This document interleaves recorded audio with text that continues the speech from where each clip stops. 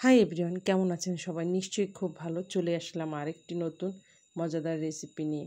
আজকের রেসিপিটা এতটা সুন্দর, এতটা ডিলিশিয়াস একটা কেক, কোনো প্রকার মিক্সচার ব্লেন্ডার ছাড়া যে বাসায় ওভেন ছাড়া যে তৈরি করা যায়, তৈরি না করলে হয়তো বা জানতাম না। এতটা সুন্দর, হাত দেওয়ার সাথে সাথে যেমন হাত ভিতরে থেকে ঢুকে যাচ্ছে।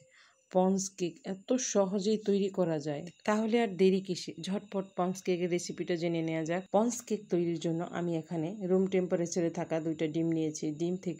ডিমের হলুদ অংশটা আমি আলাদা সরিয়ে রাখবো। এরপর আমি এখানে ডিমের সাদা অংশে চিনি অ্যাড করব 1 কাপ থেকে সামান্য পরিমাণে কম। আর সবগুলো চিনি আমি একসাথে দিব না, চিনিটা আমি 4 বারে অ্যাড করব। আর একটু একটু করে চিনি দেব, আর হ্যান্ড উইচের সাথে আমি খুব ভালোভাবে মিক্স করব।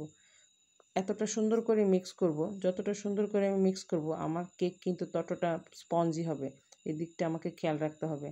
আর লাস্টের দিকে দেখবেন আমার ডিমের খুব সুন্দর একটা স্পঞ্জি ভাব এসেছে, কারণ আমি যেহেতু 4 বারে অ্যাড করেছি, চিনিটা গলতে সময় লেগেছে, এজন্য আমার ডিমের খুব সুন্দর একটা ফোমি ভাব আসছে। আপনারা ঠিক এইভাবে ট্রাই করবেন, আশা করি আমার থেকে আরও ভালো নিশ্চয়ই হবে। দেখুন কতটা সুন্দর একটা ফুমি ভাব এসেছে। এরপর আমি চিনি যতটুকু নিয়েছি ঠিক ততটুকু পরিমাণের আমি এখানে তেল ইউজ করেছি। 1 কাপ থেকে সামান্য পরিমাণে কম এখানে আমি তেল ইউজ করেছি। আর এটাই ছিল পারফেক্ট মাপ। আপনি এইভাবে যদি মেপে কাজ করেন, একবার কেক বানানো শিখে গেলে আপনি আজীবন কেক পারফেক্টই তৈরি করতে পারবেন। এরপর তেল দেওয়ার পর মোটামুটি মিনিট 2-1 মতো ভালো মতো মিক্স করে নেবেন। মনে রাখবেন, আপনার এটাই সবচেয়ে ইম্পর্টেন্ট পার্ট। আপনি যত ভালোভাবে মিক্স করবেন আপনার কেকটা ঠিক ততটা ফুলবে আর ততটা স্পঞ্জি হবে। আর এরপর শুকনো উপকরণগুলো একটা স্ট্রেনারের সাহায্যে, এখানে আমি ময়দা নিয়েছি। ময়দাটা পুরোপুরি কাপ ভরে দিইনি, হাফ হাফ করে মোটামুটি দুই কাপ হবে না, 1.5 কাপের মতো হবে আমি এখানে ময়দা নিয়েছি। এটা কিন্তু একটা পারফেক্ট মাপ, 1.5 কাপ ময়দা নিয়েছি। আর এরপর এখানে বেকিং পাউডার নিয়েছি 1 চা চামচ। এরপর লবণ দিয়েছি স্বাদ মতো। এরপর পাউডার মিল্ক দিয়েছি এখানে 2 চামচ ভরে ভরে। পাউডার মিল্কটা অবশ্যই দিবেন, এতে করে খুব ভালো লাগে খেতে। এরপর এখানে ভ্যানিলা এসেন্স দিয়েছি মোটামুটি 1 চামচ থেকে কম। আর এরপরে লাস্টে ডিমের যে হলুদ অংশটা ছিল এটা আমি এখানে মিক্স করব, এবং হ্যান্ড উইচের সাহায্যে খুব আলতো হাতে আস্তে আস্তে মিক্স করব। খুব বেশি জোরে জোরে মিক্স করলে এখানে ডিমের যে ফোমি ভাবটা আছে এটা কিন্তু নষ্ট হয়ে যাবে। দেখেন ব্যাটারটা ঠিক এরকম হবে, হ্যান্ড উইচের সাথে দিলে খুব সুন্দর করে নিচের দিকে নেমে আসবে।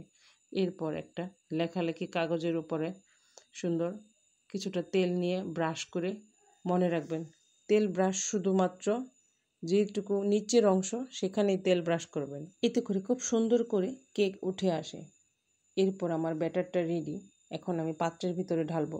ঢালার সময় যথেষ্ট উপর থেকে ঢালবেন, এতে করে বাবলসের পরিমাণ কম থাকে। এরপর একটা কাঠি দিয়ে এভাবে একটু নেড়েচেড়ে দিবেন, এতে করে কেকটা উপর দিক থেকে সমান হয় এবং ভিতরে কোনো প্রকার বাবলস তৈরি হয় না। এরপর এই যে পাত্রের ভিতরে আপনি কেক বেক করবেন সেই পাত্রটা আপনি মোটামুটি 5 মিনিটের মতো প্রিহিট করে নেবেন। এরপর মোটামুটি 25 মিনিট পরে একবার একটু চেক করে দেখতে পারেন আপনার কেকটা হয়েছে কিনা। তবে আমার কেকটা তৈরি হতে মোটামুটি 30 মিনিটের মতো সময় লেগেছে। এক্স্যাক্টলি 30 মিনিট পরেই আমি কেকটা চেক করেছি, দেখেছি আমার কেকটা একদম পারফেক্ট। তবে এক একটা চুলার তাপ কিন্তু এক এক রকম হয়, সেক্ষেত্রে আপনি 30 মিনিটের আগে চেক করতে পারেন। তবে আমার চুলার তাপ কিন্তু যথেষ্ট লো ছিল। আপনি ভিডিওতে ভালো মতো খেয়াল করলে দেখতে পাবেন আমি যথেষ্ট লোতে রেখেই কিন্তু কেকটা বেক করেছি। আর তার ফলেই কিন্তু আমি এত সুন্দর পারফেক্ট একটা রেজাল্ট পেয়েছি। কেকটা এতটা সুন্দর, এতটা স্পঞ্জি, দেখতে যেমন সুন্দর, খেতে তার থেকে অনেক গুণ মজা। এত অপূর্ব একটা কেক যদি আপনি একবার বাসায় ট্রাই করেন অবশ্যই খুশি হবেন, আর একদম পারফেক্ট রেজাল্ট পাবেন আমি আশা করি।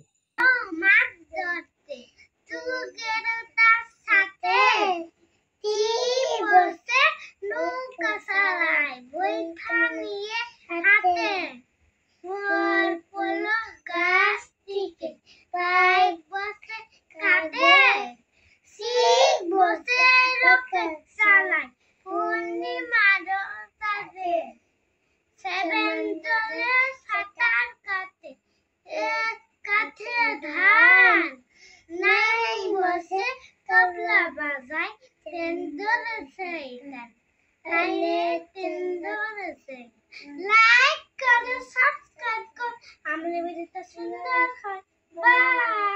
যে কোনো প্রকারের কেক তৈরি করলে কৃতি আর জেনিফার বার্থডে মনে করে সবসময় কাটতে চায়, আর আমারও জিনিসটা খুব ভালো লাগে। আর আমি যখনই কেক তৈরি করি সবসময় ওদের হাত দিয়ে আমি কেকটা কাটাই, যাতে ওদের মধ্যে সবসময় একটা আনন্দের একটা ভাব বিরাজ থাকে, আর ওরা দুজনে খুব খুশি হয়। কেক মানেই বার্থডে ওদের ধারণা। এখন যে কোনো অকেশনে কেক কাটুক না কেন, ওদের ধারণা শুধু বার্থডেতেই কেক কাটে। আজকের ভিডিওটি ভালো লেগে থাকলে লাইক, কমেন্ট, সাবস্ক্রাইবের মাধ্যমে পাশে থাকবেন আশা করি। আর সবাই ভালো থাকুন, সুস্থ থাকুন এই কামনা করে আজকের মতো বিদায় নিচ্ছি। ভালো থাকবেন, দেখা হচ্ছে পরবর্তী ভিডিওতে।